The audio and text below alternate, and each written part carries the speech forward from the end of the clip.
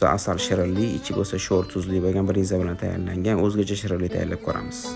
Video davomida ishlatilgan barcha mahsulotlarni opisiyadan topishingiz mumkin. Katayfi xamirlarni videoda ko'rsatilgandek to'g'rab olib, ustidan saharli pudra, sariyog' eritib qo'shib yaxshilab aralashtirib, formachalarga solib chiqamiz. Buning ichidagi mahsulotni har kim o'z xohishiga ko'ra o'zgartirishi mumkin. Men o'zgacha ta'm xohlaganim uchun ichiga sho'r bo'lgan brinzadan qo'shib chiqdim. Birinchi tishlamda shirin hamda kisir-kisir, keyingi tishlamda bo'lsa sho'rlikning o'zgacha ta'siri bilinadi.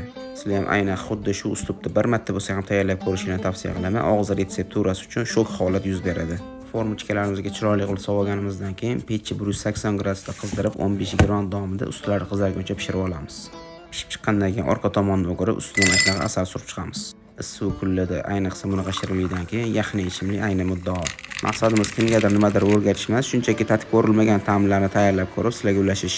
Kimlardir shu retsept asosida tayyorlanib foydalanib ko'rsa, biz shuni o'zidan mamnunmiz. Shirinliklarni tayyorlash jarayonida qaysidir mahsulotlarni texnologiyasida xatoliklarga yo'l qo'yayotgan bo'lsak, mohir konditor birodarlarimiz xatolarimizni kommentariyada bildirib ketishsa mamnun bo'lamiz. Shu bir muddat davomida sizlar bilan hech qanday konditorlikka aloqasi yo'q oddiy oshpaz Kamina Abdulloh bo'ldi. Ketkazgan vaqtingizga rozi bo'linglar. Assalomu alaykum.